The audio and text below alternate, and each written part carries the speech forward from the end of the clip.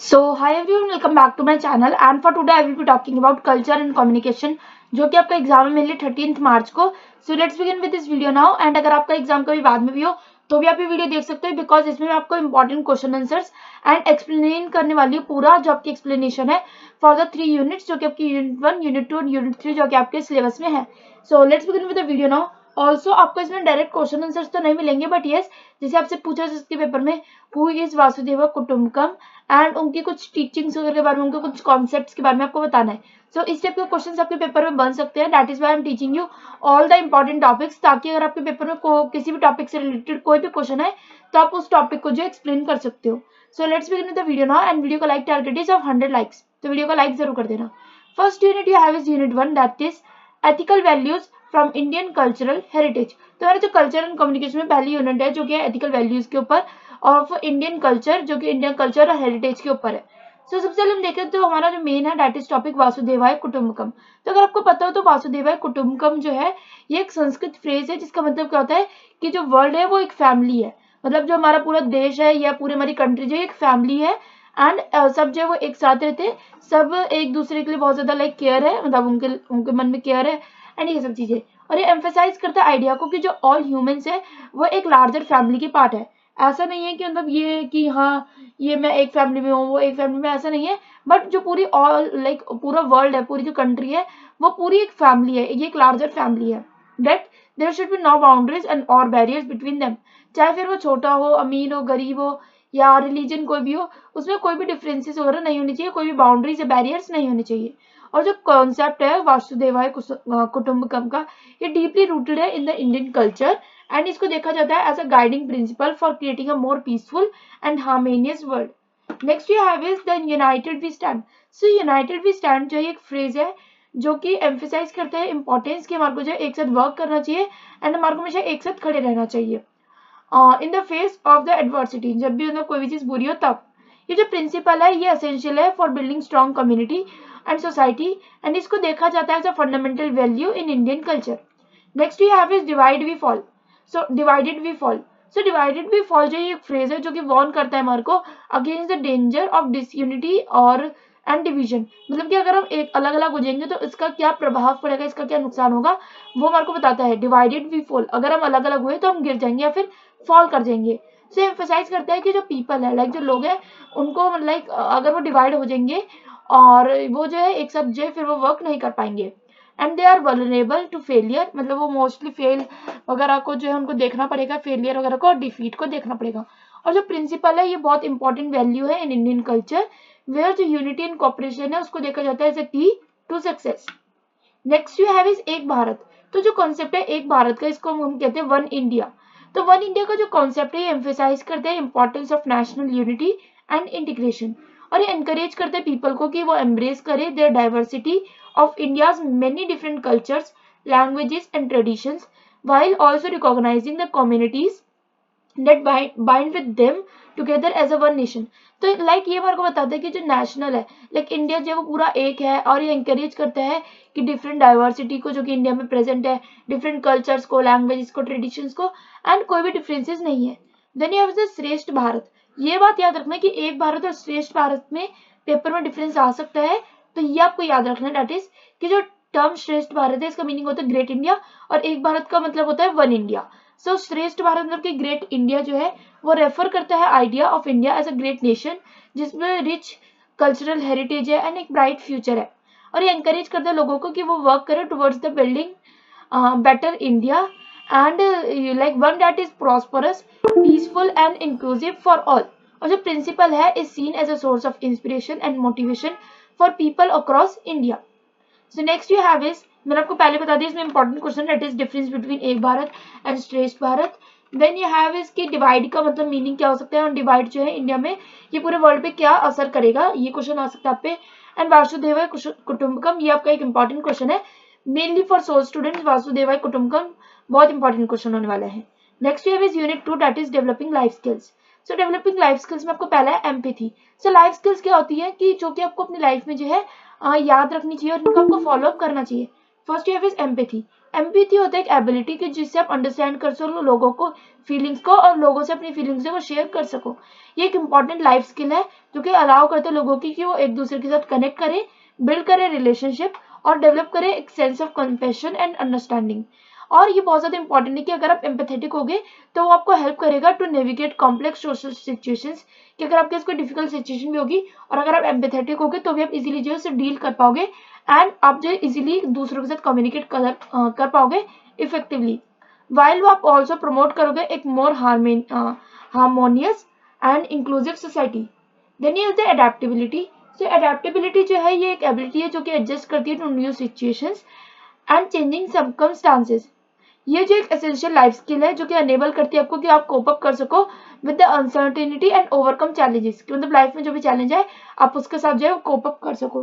And adaptable जो है वो आपको हेल्प करता है कि आप जो डिफरेंट डिफरेंट लाइक कोई बहुत ज़्यादा डिफिकल्ट सिचुएशन है उसमें भी आप इजीली अडेप्ट कर सकते हो, अपनी लाइफ में चेंज ला सकते हो बिकॉज आप फ्लेक्सिबल हो। एंड जो अडेप्टेबिलिटी है वो हेल्प करती है आपको कि डेवलप कर दो आप रेजिलियंस एंड रिसोर्सफुलनेस, ताकि आप जो एक आइडेंटिटी क्रिएट कर सको for new opportunities and projects to problem solving. Next है with the conserving our natural resources. So conserving our natural resources के बारे में मैंने आपको ईवीएस में ज़्यादा अच्छे से बता रखा है, बट ये आपका इंग्लिश वगैरह का पेपर है तो इसमें हो सकता है ज़्यादा ना पूछे लाइक इंग्लिश और मेनली हिस्ट्री वगैरह का। सो डैट इज है कि कल्चर एंड कम्युनिकेशन जो है इसमें नेचुरल रिसोर्सेज के बारे में थोड़ा बहुत आ सकता है। That is first of all natural resources होते क्या है। सो नेचुरल रिसोर्सेज जो वो होते हैं जैसे कि वाटर, लैंड, एयर, जो कि मेरे को नेचुरली प्रोवाइड किए जाते हैं। And it is also type of abiotic components जो कि मेरे को नेचुरल मतलब जो नहीं, बायोटिक तो लिविंग बींग्स होते हैं। So natural resources something like कि जो मेरे को नेचुरली प्रोवाइड किए गए हैं बाय द एनवायरमेंट। एक इंपॉर्टेंट लाइफ स्किल है जो कि मेरे को प्रमोट करते हैं सस्टेनेबिलिटी एंड एनवायरमेंटल स्टेवर्डशिप, जिसका मतलब ये होता है कि जैसे हम कहते हैं ना सस्टेनेबल यूज करना चाहिए, मतलब जितना वर्क है जितना काम है सिर्फ उतना ही यूज करना चाहिए। So that is sustainable. तो हमारे को नेचुरल रिसोर्सेज को भी जो है वो कंजर्व करना चाहिए ताकि हम फ्यूचर जनरेशन के लिए उसे प्रोटेक्ट कर सके उन रिसोर्सेज को, एंड उन्हें जो है वो परेशानी ना हो इन रिसोर्सेज को यूज करते समय। Next you have is sharing knowledge resources. सब नॉलेज रिसोर्सेज जो है वो रेफर करते हैं to the act of sharing information, skills and expertise with others. जैसे कई बार आपके पास कोई नॉलेज है, अब जैसे मेरे पास कोई नॉलेज है मैं आपके साथ शेयर करती हूँ, that is a sharing knowledge resources. मतलब जो नॉलेजेबल रिसोर्सेज है, जो आपके पास नॉलेज है वो दूसरे के पास शेयर करना, जो आपके एक्सपीरियंस है, जो आपके इन्फॉर्मेशन है, जो आपके स्किल्स है वो दूसरे के साथ शेयर करना और उन्हें मतलब उस चीज़ों को सिखाना। एंड ये इंपॉर्टेंट लाइफ स्किल है ताकि आप जब प्रमोट कर सको कोलैबोरेशन एंड म्यूचुअल लर्निंग।